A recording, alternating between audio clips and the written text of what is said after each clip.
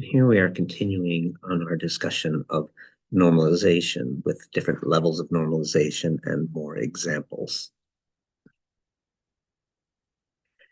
So we talked about the normal form, sort of starting off with some uh, large table of data that we might want to break up into smaller tables of data before we decide how we're going to design our database, and talked about first normal form, second normal form, third normal form, and then there is a Boyce-Codd normal form. And the the decisions about where to break up the tables in the various normal forms were based on what's called functional dependence, sort of, and how sort of one field or a couple of fields within a row uh, determining, sort of allowing one to look up uh, other fields, and especially sort of like how those things depended on what one chose to be the primary key. And so we said to move to first normal form, we had to flatten the file, which actually introduced redundancy but helped with searchability.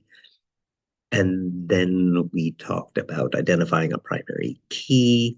And then if there was any functional dependence on part of a primary key, that forced us to go into a second normal form and to break our original large table up into sort of more component tables.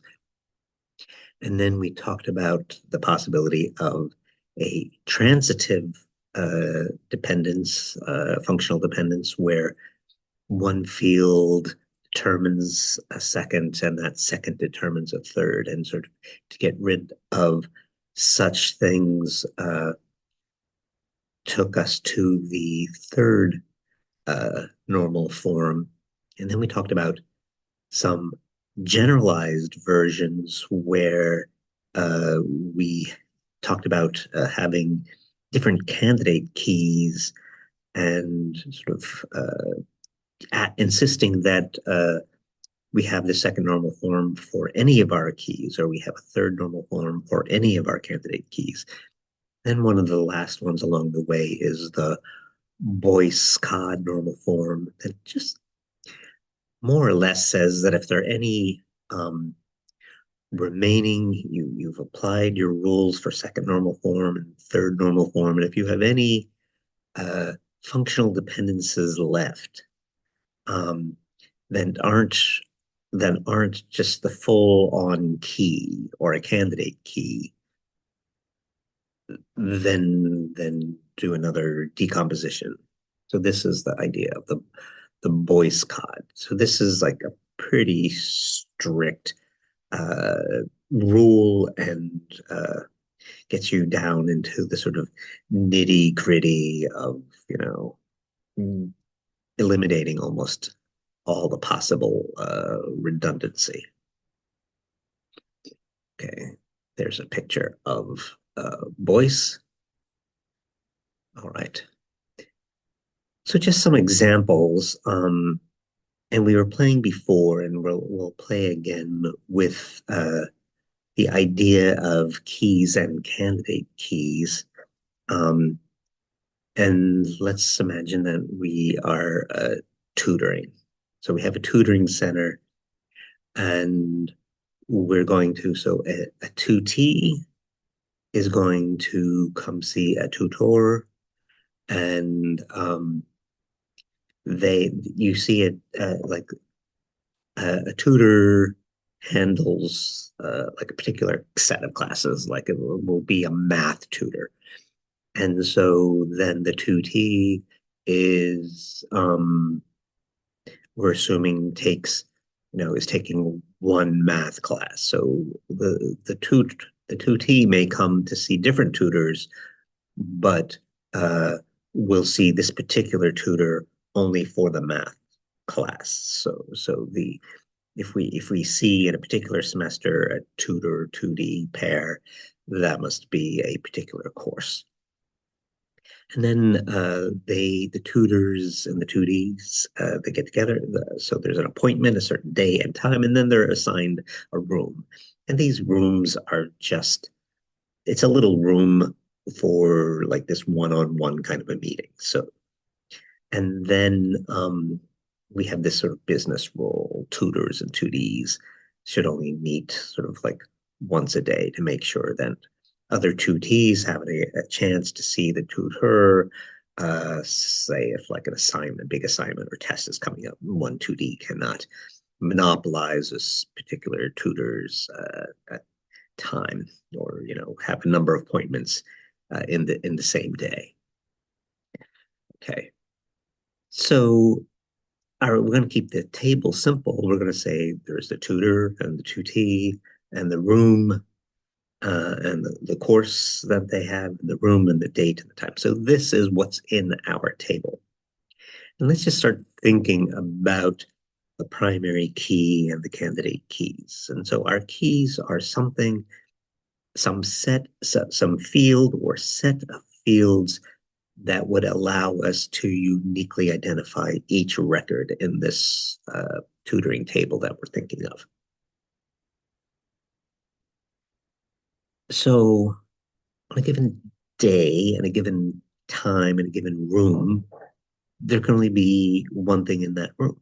So like there was like an hourly schedule or something like that. So if we said it was, you know, Monday, whatever, January 15th, um, and it was room 54 and it was 9 o'clock, then only one pair of tutor tutee can be in that room. So that must uniquely identify the record.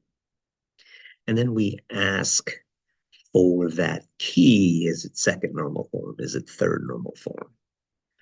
And so if the table is, so we're doing room, date, time. Are there any partial dependencies? Is there anything I can determine just by the room or the date or the time or the room and the time or the date and the time? And the answer is really no.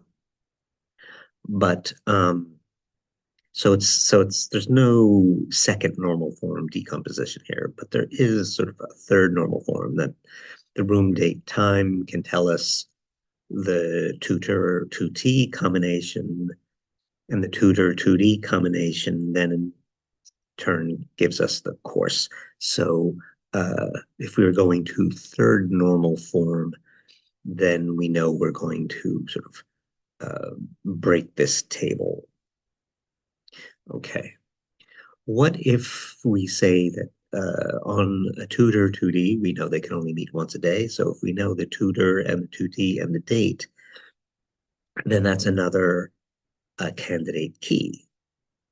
And then because they can only meet that once a day, so if they do meet, so if I know the tutor and the 2D and the date, then I can figure out, I can look up what course and what room they were assigned and what time they met. And so this is a candidate key.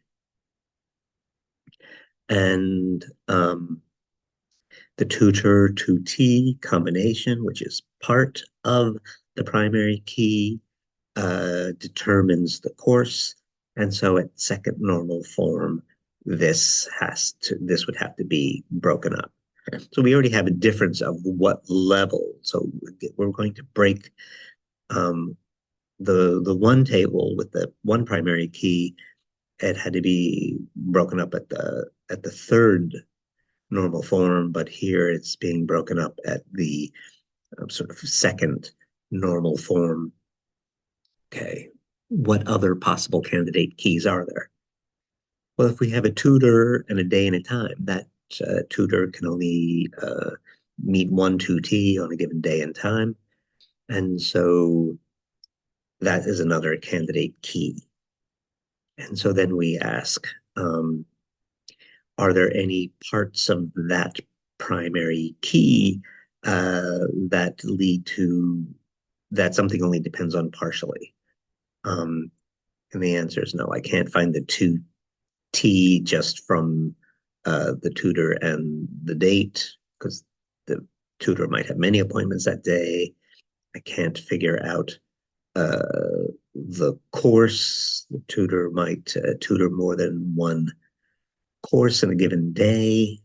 I can't figure out the room. The tutor might be assigned to that room at different times, or so um, on a given day and time. There are different rooms that might be used, so I'm not finding any partials. Um, the third is there is a third kind of, but it's a little bit cumbersome in that, like, tutor, like tutor date and time are determining 2T, and then going back to the primary key, tutor and 2T, then determine course. So it's kind of a like a convoluted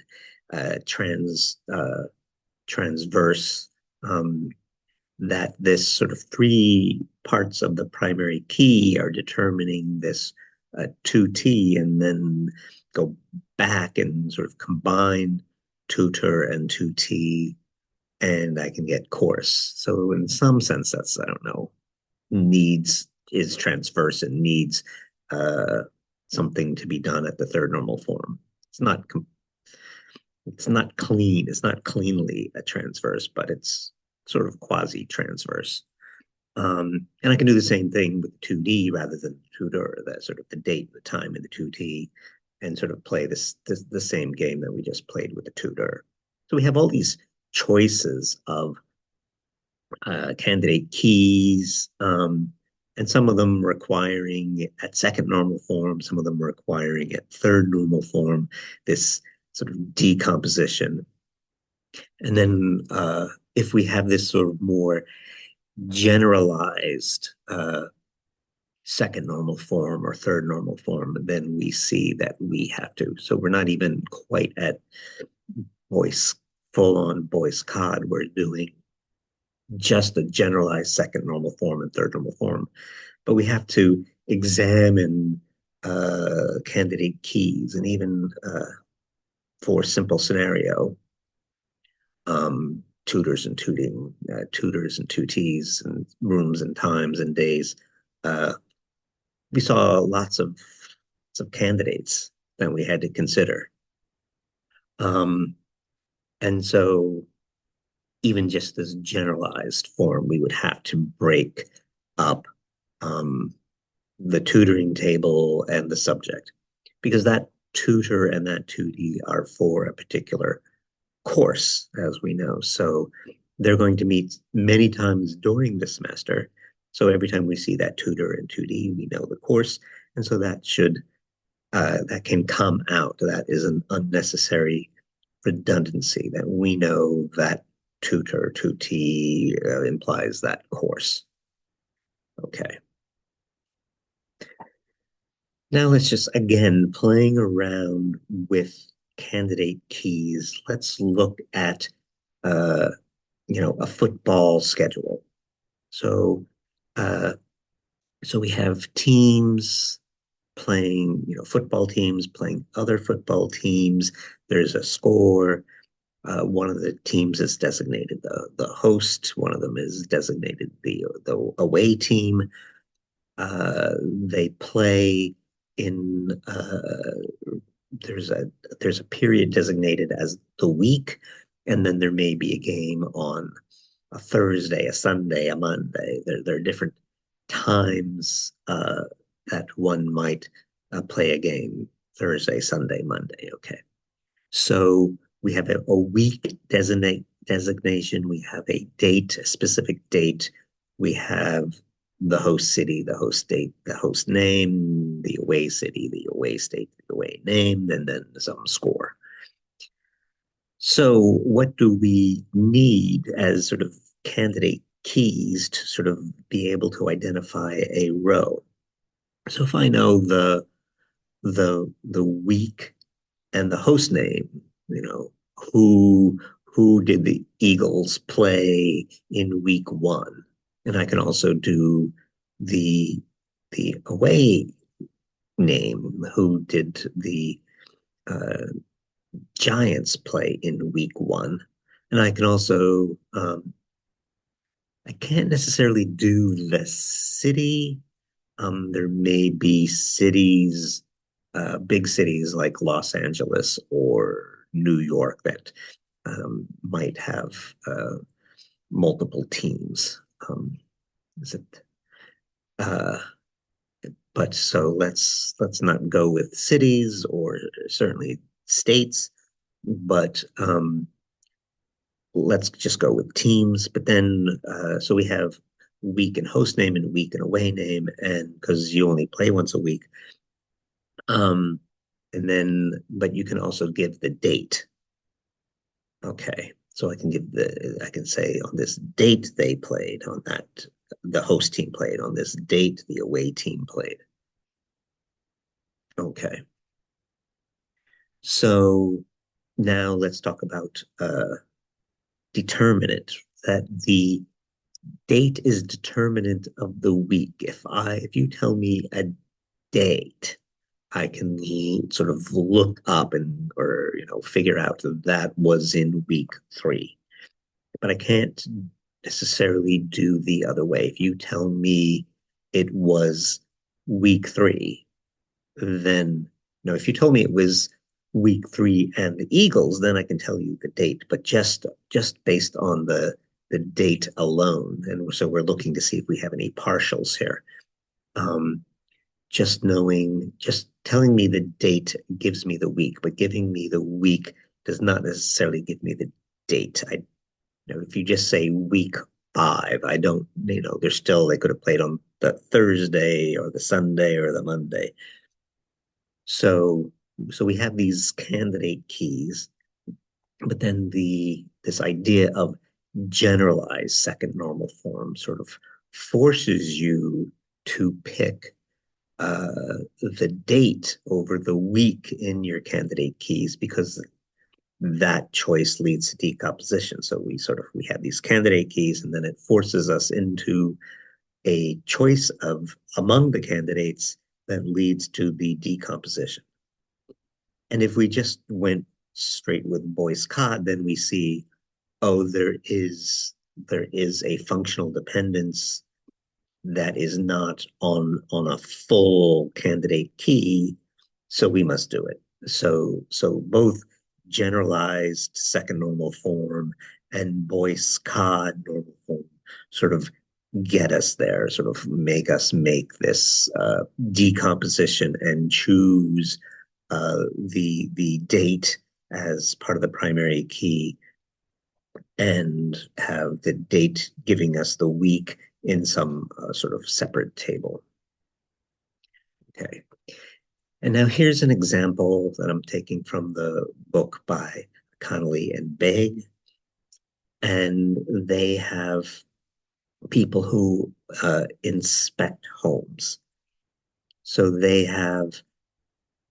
uh, they have these forms that there is a property, that property has an address, and then that property gets inspected. So we have some number, you see their PG4 is some kind of code. Then there's the address of that property. And then on different dates, at different times, a staff member, and the staff member has an ID, and the staff member has a car for that day and goes to the like a company car goes to the site, to the home, does an inspection, and writes up a comment. So we have the date and the time, the comment, and the staff number, and the staff name, and the car registration, and then we have multiples of those. So at this stage, it's like not we have these sort of multi-valued thing that there are different inspection dates and comments all for the same property. So the first thing we do is flatten it. So we're going to introduce rows for each for each one. So we move from that sort of top um, with multi-valued. So we have in under comments for PG4, we have many comments, we have many numbers and many staff names, and we flatten the table. We repeat the information PG4, PG4, PG4 to make uh, each to get single valued fields. So there is no longer a set of comments. Each intersection of a row and a column is like in the comment column, the row, I search it and I get one comment. I don't have a set of comments and I need to parse. So that is moving to first normal form. Okay. After you get to the first normal form, then you start looking for your dependencies. So they have this notation of the sort of strokes coming down are the things the things that things depend on are determinant of. So they say that the property number and the date is determinant of is the what they're going to use as the primary key, and that's sort of determinant of everything as the primary key. Okay, and then we look for partials and transitives. Partials will get us to second normal form. Transitives will get us to third normal form. And so it's the property number and the date. So there were a number of inspections of a given property. So property number isn't enough. But if I add a date, then that should be enough. We're not inspecting the house multiple times a day. If I know the property and the date, then I can look up the rest. If I know the property number, then I can look up its address, and that is a partial. So my primary key was a composite key of the property ID, or property number, and the date, but I have the address of the property dependent on just the property ID, the property number. Um, and then that inspection was performed by some member of the staff, and the staff has an ID or a staff number, and that gives you the staff name. So that is a transitive dependence. The property uh, number and date is going to be a particular inspection. That inspection was done by a particular person, so I can look up the staff number. But then if I know the staff number, I can look up the staff name. So that is a transitive dependence. So I'm going to uh, pull out property from property inspection uh, based on the second normal form and that partial dependence that we see there. And then when we go to a third normal form, we're going to pick out a staff member um, and sort of not repeat their names. So it'll be enough in the inspection record to have the staff number, and then we will have a separate staff table to look up their names. Now they have in their functional dependence sort of number 4, uh, the date and the staff number give you this car registration. So the person takes out sort of a car for the date to go around and do their inspections. So if I know the date and the staff number, I can tell you the car registration. And so that is another of our functional dependencies. And it's sort of part of the primary key, and then something that was determined, the staff number, and then the staff, and then that combination of date and staff number giving you the car registration. Then they have some candidate keys. So if you know the date and the time and the car registration, then I can say like, oh, who took out the car that day, and what time did they, so and what at a particular time, then that must, they can't inspect two houses at the same time. So then I can sort of figure everything out from the car registration and the date and the time, or I can figure out from the staff number the date and the time. So it's, on a given day and time, the staff member can only be doing one inspection. So these are some candidate keys.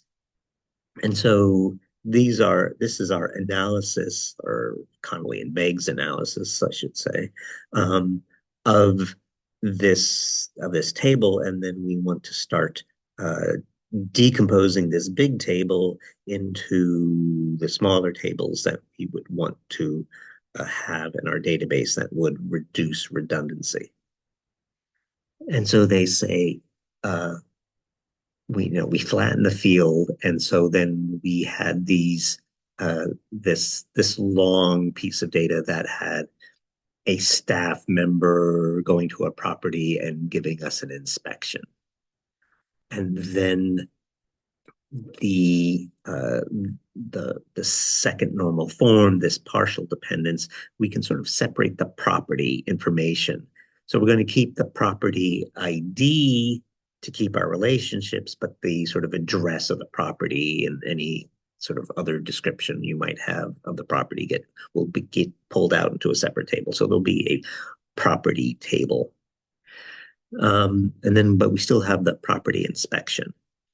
Then at the third normal form, we are separating out the staff information, the staff name. So we'll keep the staff number in there, but the staff information will get the name will get pulled out. So we'll have a staff table.